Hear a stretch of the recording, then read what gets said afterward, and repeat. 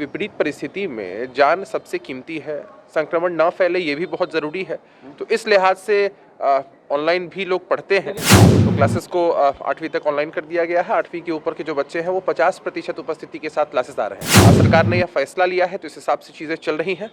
हम सब लोग बहुत होपफुल हैं कि आने वाला समय बेहतर हो, संक्रमण का दर घटे, लोग जागरूक रहें, कोविड की इस लड़ाई में हम आगे बढ़ें। नमस्कार, मेरा नाम आलोक है। आप लाइव स्ट्रीम देख रहे हैं। बिहार में भी अब कोरोना धड़ल्ले से बढ़ रहा है और ऐसे में अब चिंताएं बढ़ने लगी हैं बच्चों की, क्योंकि कक्षा 8वीं तक के बच्चों के लिए ऑनलाइन क्लासेस की व्यवस्था की गई है। वहीं कक्षा 9वीं से लेकर 12वीं तक के बच्चों के लिए अब 50% की उपस्थिति के साथ ही कोचिंग और स्कूलों को संचालन करना है। इस वक्त हमारे साथ अभिषेक झा हैं, जेडीयू के प्रवक्ता भी हैं, शिक्षक भी हैं।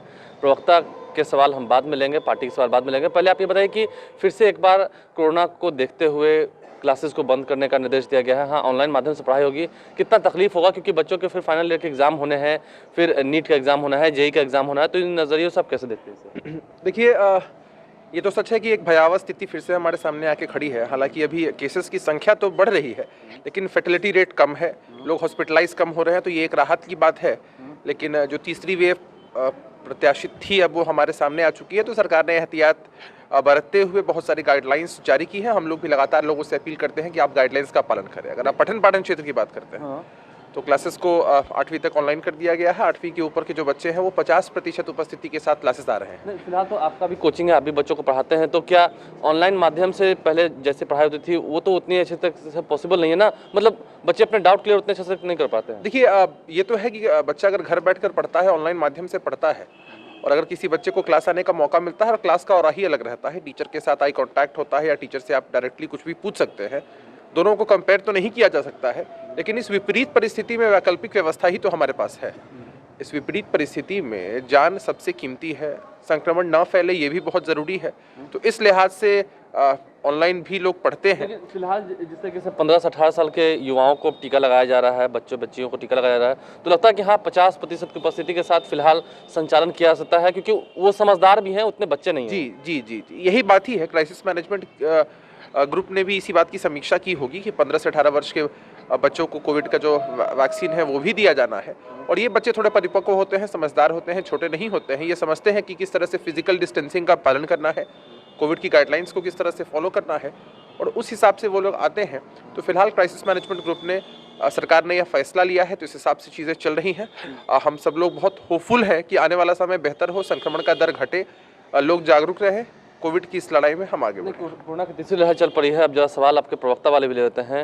विपक्षी खेमा ये कह रहा है कि आपके ही नेता नीतीश कुमार ने, मुख्यमंत्री नीतीश कुमार ने समाज सुधार अभियान कर कर के, रैलियां कर कर के लोगों को जुटा कर बिहार में कोरोना फैलाया है, वही इसकी असली वजह है। देखिए, वैश्विक महामारी है, हर देश इससे जूझ रहा है, प्रदेश जूझ रहा है, और इन परिस्थितियों में अगर विपक्ष के लोग इस तरह से नकारात्मक बातें करते हैं, उनकी मानसिकता को प्रणाम।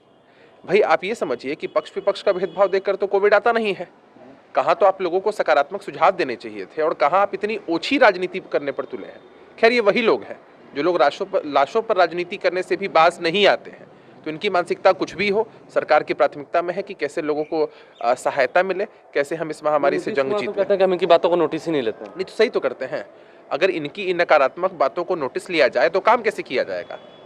बिहार की जनता भी समझती है ना कि ये लोग जनता पर आई हुई किसी भी विपत्ति को अपनी राजनीतिक संपत्ति में तब्दील करना चाहते हैं। ये लोग कितनी भी कोशिश कर लें, उससे कुछ नहीं होने वाला है। सरकार की प्राथमिकता में है काम करना। लोगों से हमारी अपेक्षा है, हर किसी के सहयोग से हम इस लड़ाई को जरूर जीतेंगे। देखिए, लोगों से अपेक्षा है कि लोग अगर सहयोग करेंगे तो कोरोना की इस जंग में हम जरूर जीतेंगे। आप भी मास्क लगाकर ही घर से बाहर निकले। अगर आप काम पर जा रहे हैं तो, अपने दुकान खोलने को जा रहे हैं तो, या किसी उद्योग धंधे में आप काम करते हैं, कहीं भी आप काम करते हैं तो ज़रूर मास्क लगा कर ही जाएँ, सैनिटाइजर का इस्तेमाल करें और बच्चों का ख्याल रखें, क्योंकि बच्चे जो हैं वो अब जब क्लासेस जाएंगे तो वहाँ से आएंगे तो घर में भी साफ़ सफाई का ख्याल रखें, खुद भी सैनिटाइजर का इस्तेमाल करें। तो इन सब चीज़ों को ध्यान देंगे अगर हम, तो जल्द से जल्द इस बढ़ते हुए संक्रमण दर में गिरावट आएगी। हमारे चैनल को सब्सक्राइब कर लें, साथ साथ फेसबुक पेज भी लाइक करें। धन्यवाद।